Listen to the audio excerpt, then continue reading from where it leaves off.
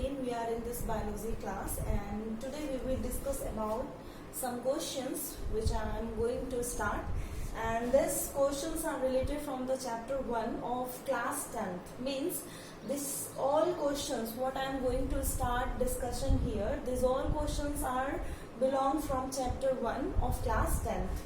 Okay, so let's start with the first question, that is, what will happen if mucus is not secreted by the gastric gland? Okay, the question is that if the gastric gland is not present in the stomach, if the gastric gland do not produce the mucus in the stomach, then what will happen? The question is this. इसका मतलब ये है guys कि जैसे कि हमारे stomach में gastric glands present होता है, as I have already explain in the previous videos that how the gastric glands help in the process of digestion of food. तो गैस्ट्रिक ग्लैंड्स हमारी फूड के डाइजेशन में हेल्प करता है. तो ये जो गैस्ट्रिक ग्लैंड्स होता है, अगर ये म्यूकस नहीं सेक्रेट होगा तो ये क्या होगा? What will happen? तो actually if the mucus is not secreted in the gastric gland, then a people or a person will suffer from a peptic ulcer. How he or she will suffer? Then it means the hydrochloric acid is also produced by the gastric gland in our stomach. तो अगर mucus नहीं present होता है और hydrochloric acid भी produce होता है हमारे स्टमक में, तो ये जो म्यूकस होता है, this mucus forms a layer inside the walls of the stomach. मतलब हमारे स्टमक के इनर वॉल में एक लेयर बना देता है ये म्यूकस. ओके, जिसकी वजह से हाइड्रोक्लोरिक एसिड जो हमारे स्टमक में प्रोड्यूस होती है वो हमारे स्टमक के वॉल्स को हार्म नहीं करती है, नुकसान नहीं पहुंचाती है. ठीक है, इसकी वजह से हमारा स्टमक प्रॉपरली वर्क करता रहता है. लेकिन अगर यही म्यूकस नहीं प्रोड्यूस होगा बाय द गैस्ट्रिक ग्लैंड, इसका मतलब ये है कि जो हाइड्रोक्लोरिक एसिड हमारे स्टमक में प्रोड्यूस होगी वो हमारे स्टमक को अंदर से कोरोड कर देगी, जिससे पर्सन पेप्टिक अल्सर से सफर करने लगेगा. तो ओके गाइस, सेकंड क्वेश्चन क्या कह रहा है ये मैं आपको बता दूं. What causes movement of food inside the alimentary canal? मतलब कि हमारे एलिमेंट्री कैनाल में कह सकते हैं, तो किसकी वजह से फूड का मूवमेंट होता है एलिमेंट्री कैनाल में? तो हमारे एलिमेंट्री कैनाल, जैसे अगर हम फूड पाइप की बात करते हैं, फूड पाइप को बात करते हैं जिसको हम ईसोफेगस भी कहते हैं. Okay, food pipe is also known as oesophagus. Oesophagus, okay, जिसको फूड पाइप भी बोला जाता है. ओके, जिसको फूड पाइप, यहाँ पर क्लियरली मैं यहाँ लिख देती हूँ food pipe.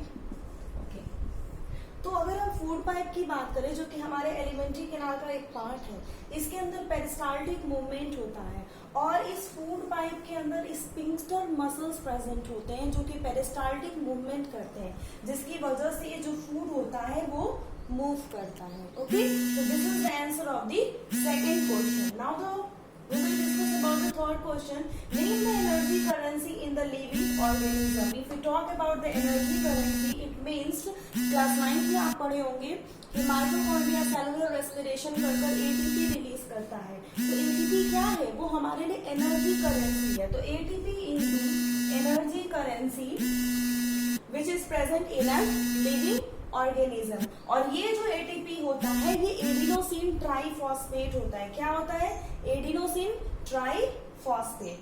And now we will discuss with the fourth question. What are the functions? What are the functions of the gastric glands present in the walls of the stomach?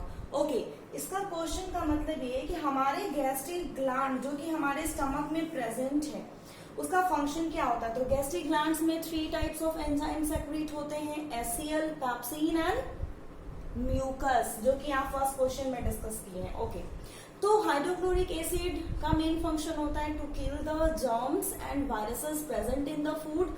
उसके बाद hydrochloric acid pepsin को active करता है और वो हमारे stomach के अंदर का जो मीडियम है उसको एसिडिक में कन्वर्ट करता है. तो ये 3 फंक्शंस हुए हाइड्रोक्लोरिक एसिड के.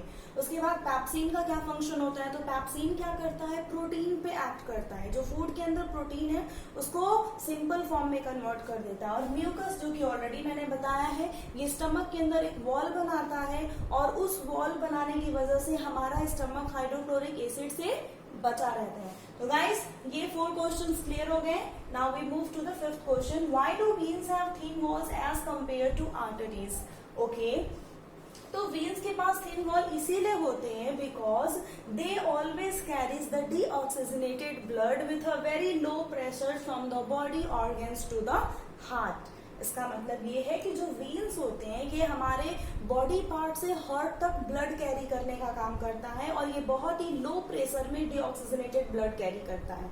Okay guys, and the sixth question, why is transpiration important for plants? Yes, transpiration क्या होता है पहले ये बता दे। transpiration is the process of the removal of the excess amount of water from the aerial parts of the plant in the form of water vapor, that is known as transpiration। और transpiration plants के लिए important इसलिए होता है कि अगर transpiration होगा तभी जो प्लांट्स के अंदर जो वाटर का अपवर्ड मूवमेंट होता है from roots to the upward part of the plant, वो ट्रांसपिरेशन की वजह से ही होता है। और ट्रांसपिरेशन की वजह से एक तो वाटर का movement from root to upward direction हुआ और दूसरा जो कि excess amount of water plant के पास होता है वो भी by the process of transpiration बाहर आता है।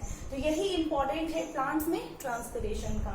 And the next, what are the major events of photosynthesis? तो गाइस आपको पता ही होगा photosynthesis is the process for the preparation or you can say the food making by the plant is known as photosynthesis. एक simple way में बोला जाए तो मेजर इवेंट्स क्या होता है, मतलब फोटोसिंथेसिस में मेजर इवेंट्स क्या हो सकते हैं? As you already know, photosynthesis के लिए कार्बन डाइऑक्साइड ये एक तरीके का एंड प्रोडक्ट होता है। यहाँ पे फोटोसिंथेसिस के लिए इसको कार्बन डाइऑक्साइड की जरूरत पड़ेगी, उसके बाद वाटर की जरूरत पड़ेगी। Yes, raw materials carbon dioxide and water होते हैं। इसके साथ साथ इसको क्लोरोफिल एंड सनलाइट की भी जरूरत पड़ती है। तो गाइस अगर फोटोसिंथेसिस के प्रोसेस में ये 4 मटेरियल जरूरत पड़ती है तो कैसे कैसे होता है? तो पहला इवेंट होता है कि जो क्लोरोफिल होता है वो सोलर एनर्जी को ट्रैप करता है। सेकेंड इवेंट होता है कि सोलर एनर्जी केमिकल एनर्जी में कन्वर्ट होती है और वाटर जो ये लेता है फोटोसिंथेसिस के प्रोसेस में वो स्प्लिट होकर हाइड्रोजन एंड ऑक्सीजन में कन्वर्ट हो जाता है। एंड थर्ड, फोटोसिंथेसिस के प्रोसेस में प्रोड्यूस होता है कार्बोहाइड्रेट जो कि एक तरीके का ग्लूकोज है और इसके साथ साथ oxygen. Okay guys, now we will move to the last question.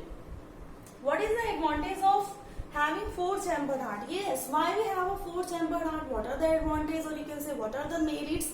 तो कह सकते हैं कि 4-chambered heart हमारे पास इसीलिए होता है ताकि हम एफिशिएंटली कोई भी काम कर सके और एफिशिएंटली कोई भी काम तब हम करेंगे जब हमारे पास ऑक्सीजन की सप्लाई बहुत ही अच्छी तरीके से हो और ये तभी हो पाएगा जब हमारे पास 4-chambered heart होगा तो, क्योंकि हमारे लेफ्ट साइड में हमेशा ऑक्सीजनेटेड ब्लड मूव करता है और राइट साइड में हमारे डीऑक्सीजनेटेड ब्लड मूव करता है। तो दोनों ब्लड अलग अलग चैम्बर में मूव करता है, इसकी वजह से दोनों ब्लड की मिक्सिंग नहीं हो पाती है। इसकी वजह से हमारे बॉडी पार्ट्स में प्रॉपरली ऑक्सीजन हर प्लेस पे प्रॉपरली अच्छे तरीके से पहुंच जाता है और यही एडवांटेज है हमें 4-chambered heart होने का। तो थैंक यू गाइस, ये सारे क्वेश्चंस जो मैंने यहाँ पे डिस्कस कर लिए हैं आप देख सकते हैं।